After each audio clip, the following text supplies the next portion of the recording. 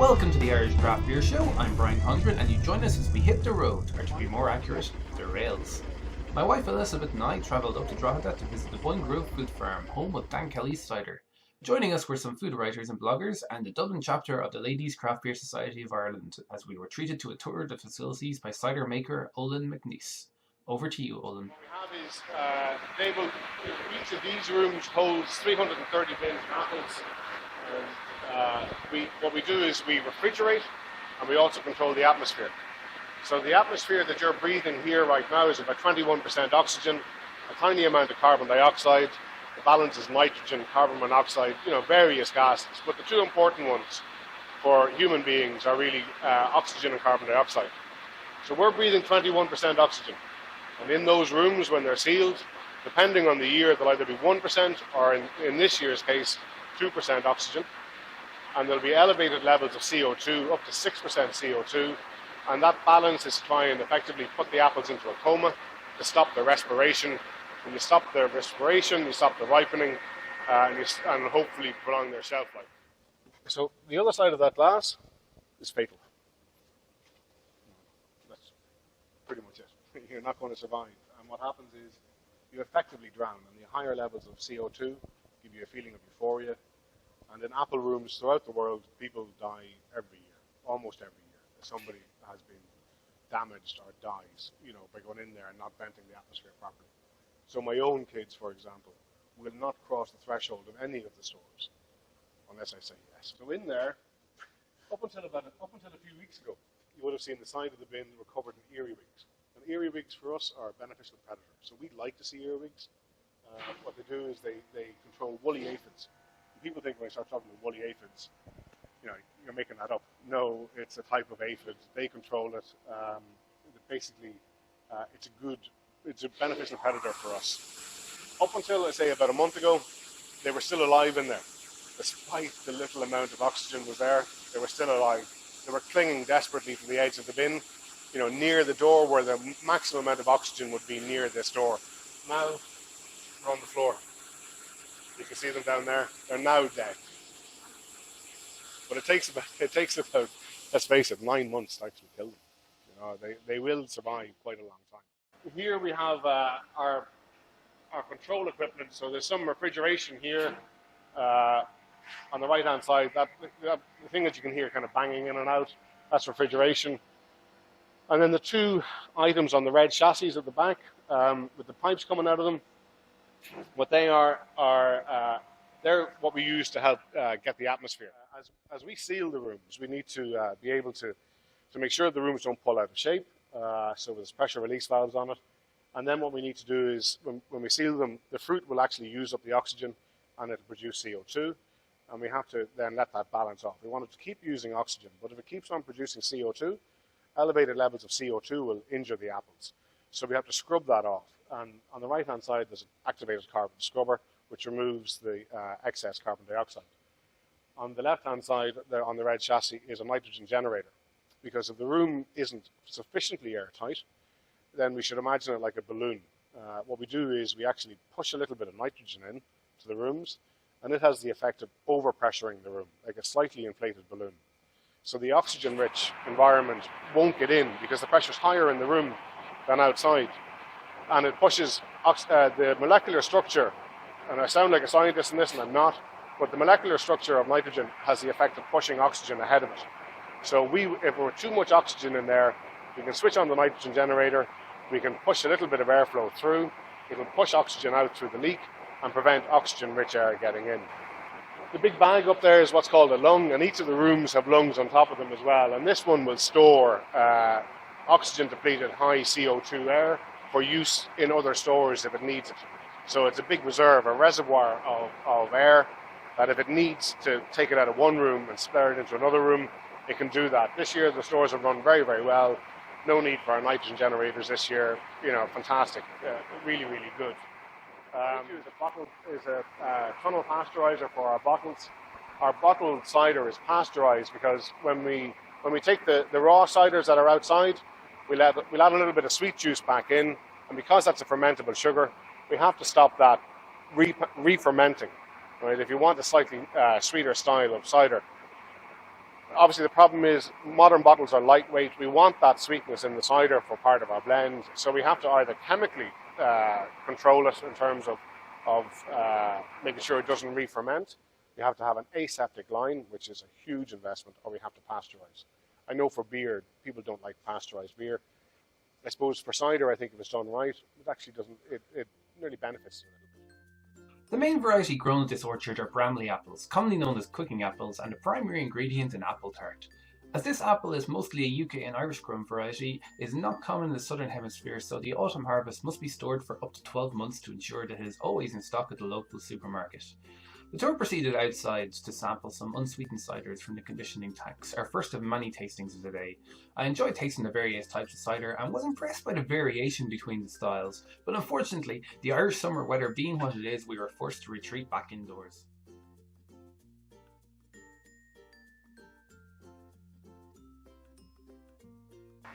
Perhaps the first thing is maybe even just to come to it and get some of the aroma of it before I give you some samples.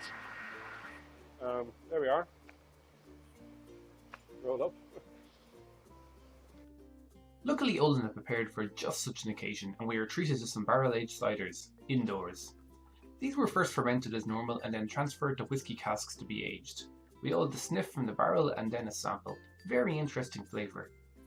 While we sat out the rain, Olan carried out a small Q&A session all about the cider making process and how Dan Kelly's cider came about. I suppose a lot of the perception on cloudy ciders is that they're going to be really, really strong. So if you have a cider that's a bit cloudy, people are afraid of it. They're going to go, oh, geez, this is going to kill me, because it's scrumpy, it's rocket fuel, it's all that. But it might not necessarily be so. So I think ultimately, whilst there's a market for cloudier ciders, I think most people prefer that type of clarity. And if we don't have it naturally, we can filter it to achieve it. In our bottled cider, we pasteurize, as you're seeing up there. But our kegged cider, what we do is we sterile filter, which pulls a lot of the characteristic out of it. Obviously clarifies it a lot. Does it have an impact on flavour? Yes, there's no doubt it does. It also pulls out some of the more acrid type flavours that can be there in apple. It pulls a little bit of that out as well. But we sterile filter to remove the yeast cells because of the fermentable sugar. And again, it's our way of getting it into keg and getting it safe without adding chemicals. So there are no chemicals whatsoever. We did do trials here with cultured yeast on a couple of different varieties, and ones that were recommended for different varieties. And we found with Discovery, with apples, which I mentioned earlier, the cultured yeast really did keep it kept the flavour of the apple. It was instantly recognisable to me. When you went to the cider, you went, yeah, that's absolutely from Discovery. The wild yeast, you say, I don't know what apple that's from, but it was actually much nicer. And even though it was an apple variety I particularly like, and the cultured yeast brought out its flavours beautifully well, I thought the wild yeast one was still more interesting. So again, no problem with cultured yeast. It's about you'd have to kind of overcome what's there naturally. And to overcome the natural yeast, you either carpet bomb it with cultured yeast. You try to get a fermentation room like the lambic styles, or you have to then kill the wild yeast that's there, and that's so fun. The weather cleared, so finally we got to go to the orchards, but not to worry, we were assured there'd be more cider tasting at the end of the tour. Olan comes from a long line of orchard farmers, and his father Jerry bought this farm in the 1960s. They now have over 30 hectares of apple trees, as well as growing some other crops. As we passed under the railway line, excitement built amongst the beer ladies as Olan offered up his excavator for a test drive. Driving an excavator, I'm assured, is a dream every woman has from the time she's a young girl, so Elizabeth jumped at the chance to live that dream. Left, right, up, down, and spin it all around. It did look like fun, if only I wasn't holding the camera. Achievement unlocked for Elizabeth. I didn't get a go myself, not that I'm jealous or anything really. It's more of a girl's thing. The farm is located just south of Drogheda and straddles the borders of counties Louth and Meath. It is adjacent to the main Dublin to Belfast railway line, and it is where the inspiration for the name Dan Kelly's cider came from. Dan Kelly was Olan's great-grandfather and a driver for the Great Northern Railway. He would regularly have driven the Enterprise Dublin to Belfast train, which still passes the farm to this day. Great fun. The farm is about 200 acres. About 80 acres of it are orchards, and we'd have different crops rotating through. So this year winter wheat. Last year we had beans. This year we have some beans as well.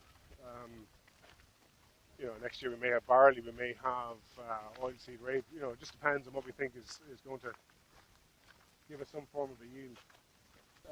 Because these first two blocks are fairly unimaginatively called the railways because they're beside the railway.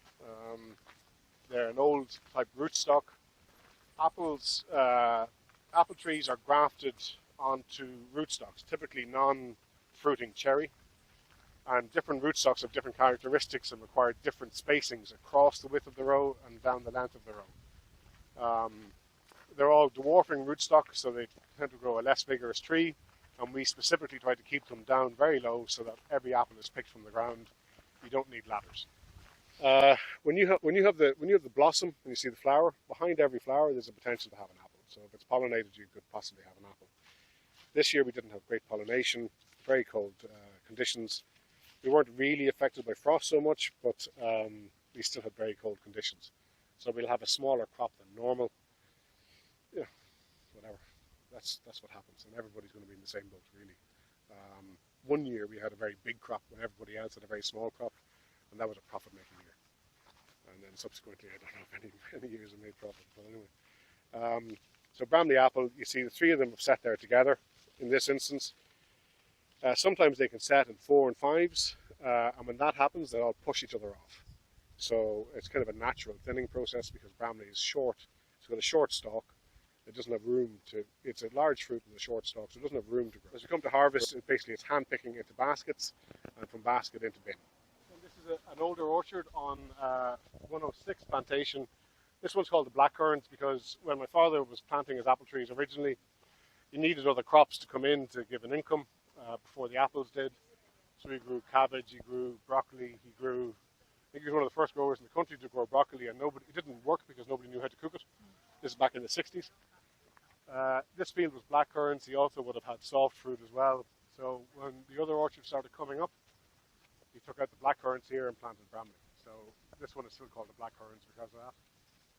The younger trees here, typically as you go across every third row and go up every third tree, it's a pollination variety, so it'll be an eating apple.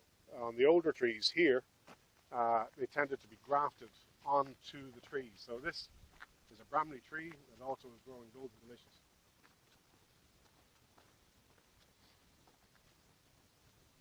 It's very obvious the difference in the apples. So these are Golden Delicious, even though they're red now, and the other ones are Bramley. And again, you can see the length of the stalk. You can see that length there. It's quite long. You just don't get that on Bramley. It's very short. So what happens is you start to see it now, and it's called the July drop. The smaller apples get pushed off and hit the floor. My father, every year, goes, oh, there's a lot of apples on the ground. Oh, there's a lot of apples on the ground. Relax. One of those things. So that part of it there is Golden Delicious, and say the rest of it is Bramley. You could grow multiple varieties on it.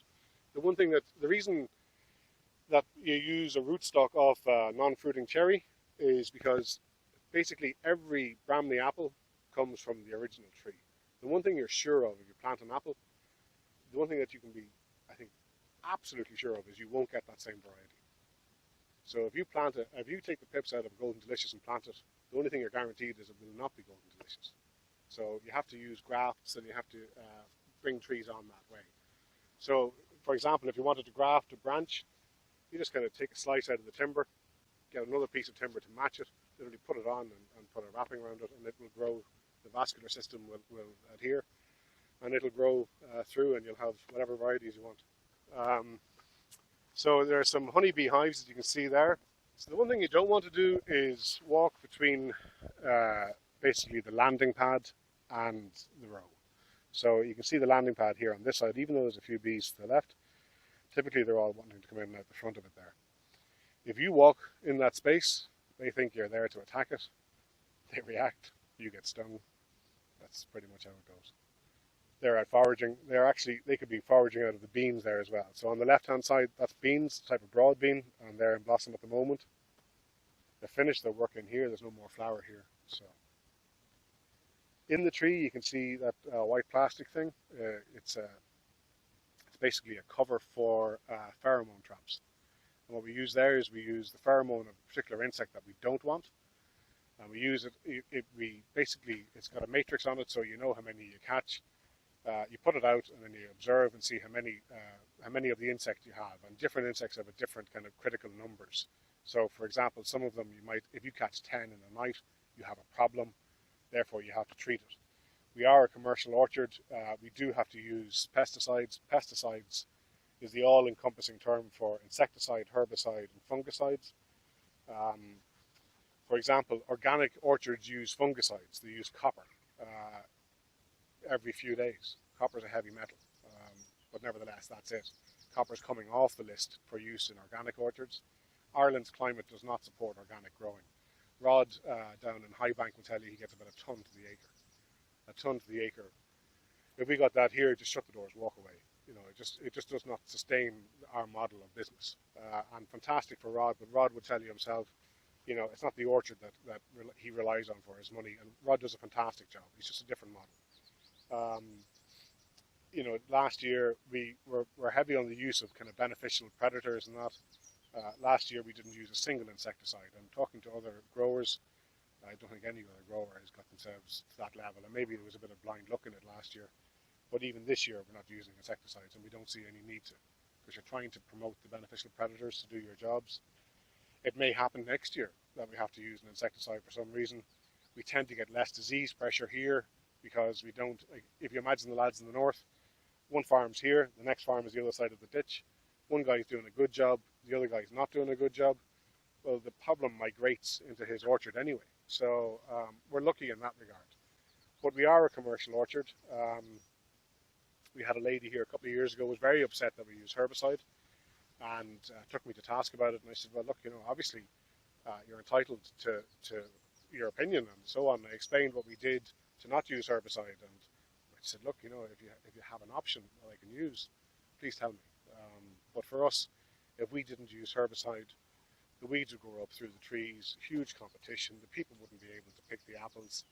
It is industry practice. It's what happens in orchards. And the alternative to that is grazing. And if we graze the orchards, because the animals that are grazing will obviously poop, you can't use that apple that's hit the ground. You can't sell that to anybody. And that's the apple that typically goes to Bulmers. And again, we need that usage to help make the place viable. So I suppose the one thing I tried to point out to the lady in question was, look, you're absolutely entitled to have your beliefs, and I fully respect it, but we have to try and do things in a way that's commercial, and anything that we could do to not use chemicals would be very welcome, but nobody has solved that problem yet. So that's where we are. And then the other element of it is then when we go to the cider, there's no additives in it whatsoever, because we just genuinely do not want to use anything. I'd say, with the exception of Rod, I'd say there's no other cider on the market that can say that. Certainly not in Ireland. So you don't want to get stung. Believe you me, I got chased by them one day. Yeah, I got well stung.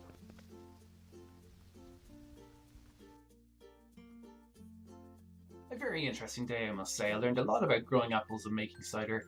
Thank you very much to Olan and all at Boyne Valley Fruit Farm for welcoming us and being very generous with their time and their cider. Dan Kelly's cider is available in all good off licenses such as Irish Craft Beer Show favourites McHugh's of Kilbarrack and Artane, Martin's of Fairview, Drink Store, Bradley's in Cork, Egan's of Portlaoise, and O'Brien's off licenses nationwide. And if you fancy a pint on draft, they are now available in all the Galway Bay bars. As the day was winding up and we were enjoying the tasting, my camera battery was just about to fail, but I grabbed Olan for a quick chat.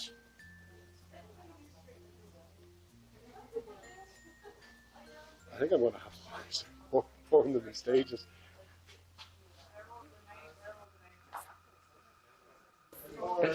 So, very interesting day. Very much appreciate the tour. Now, I learned a lot. Thanks very much for coming.